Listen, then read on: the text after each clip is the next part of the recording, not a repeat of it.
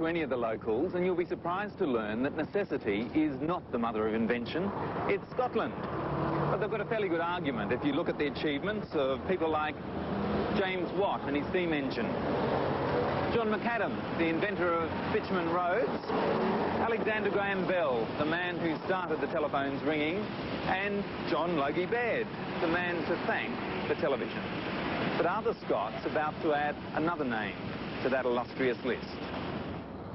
Meet Sandy Kidd, a 53-year-old former oil industry engineer turned inventor. Move over cold fusion. After 30 years thought and the last 4 years tinkering, Sandy Kidd claims to have invented, and made with his own hands, the Dream Machine, an anti-gravitation device whose basic principle could be developed to get a spacecraft to Mars in less than 2 days. Come to his laboratory and see what all the fuss is about. The family car's been banished because the garage has become home for his inventions that in some way all seek to harness and convert the energy of gyroscopes. Gyroscopes appear magical, and that's the attraction of them as children's toys. But the gyroscopic forces that allow them to defy gravity for as long as they keep spinning can be extremely powerful forces indeed. When I was in the Royal Air Force, I had the occasion to remove a gyroscope after a flight of Vulcan bomber. I removed the gyroscope from its housing, or from its mounting, and backed down the ladder with it. I turned around sharply, not by a great amount either, and the thing threw me on my back. Now, it's quite a little device, 3 or 4 inches in diameter, but the power on it was quite frightening. And this is one of the machines that Sandy's built. Basically, a couple of flywheels linked to a model aircraft engine for this display purpose. Now, if this were to rotate around that axis, then suddenly centrifugal forces would try and move those wheels out. But if you start rotating those flywheels at the same time as all that's happening, then suddenly gyroscopic forces come into play that try and force those wheels inwards. Now, what Sandy claims is that the energy required to move those wheels inwards is less than the energy required to move them out. The difference in energy, the net energy, he claims to have harnessed into vertical motion. But such a claim contradicts some very fundamental laws of physics. The classical one is Newton's third law of motion, which is that every action requires an equal and opposite reaction. And Sandy is doing a bit of magic to try and get an action without a reaction.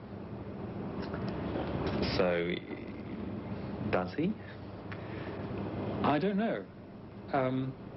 If I had to bet, I would say he hadn't. But I believe that every law of physics ought to be given a very good kick out the backside every so often. And I'm sure that Sir Isaac Newton's ghost would be delighted with seeing some good experiments done about this. So, does it do what Sandy claims? For this demonstration, he's rigged a set of pulleys, string, and a bucket full of nails and metal to exactly balance the weight of his device. Once in equilibrium, he starts the model aircraft motor to keep the gyros spinning. If those spinning forces get converted into linear momentum, he believes his device will rise against gravity.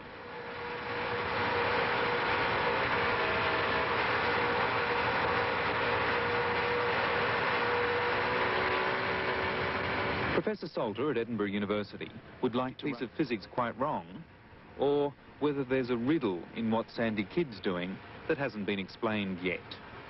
So far, he hasn't got all the gyro inventors to agree to the very testing that could silence the skeptics. Leonard Holleran needs no convincing. As organiser of the Advanced Energy Research Institute, he's a science entrepreneur. Along with cold fusion and other energy alternatives, he believes in Sandy's invention. If you have a way of, first of all, producing energy into rotary motion, and then you can take the rotary motion and produce it into linear thrust at a constant rate of acceleration, even at 1g, it means you can very quickly, over a period of time, build up very high velocities, and you now have the tool with which man can reach to the stars, quite literally. In space, rather than a model aircraft engine, nuclear power is envisaged to keep the gyros spinning.